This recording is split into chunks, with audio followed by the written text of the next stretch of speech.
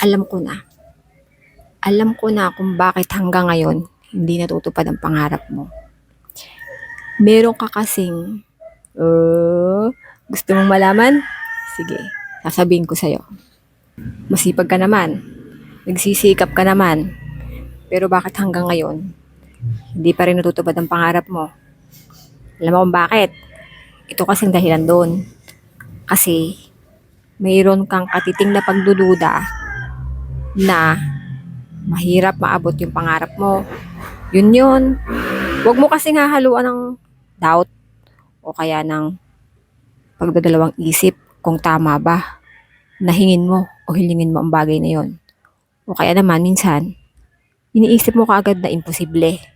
Kapag ganun ang tumakbo sa isip mo at hindi ka naniniwala na agad-agad pwede mong makuha yung pinapangarap mo, talagang hindi mo siya agad makukuha.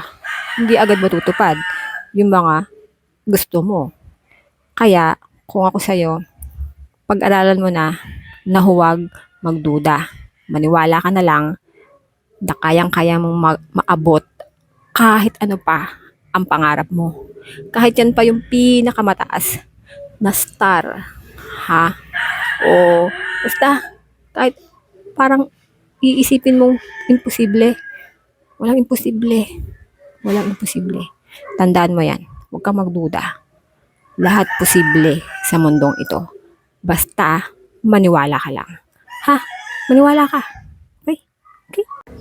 At tandaan mo ito. Sabi sa mahiwagang libro, it is not what you want that you attract. You attract what you believe to be true. Ibig sabihin, kung ano yung pinaniniwalaan mo, yun yung ma-attract mo. Kaya, maniwala ka na.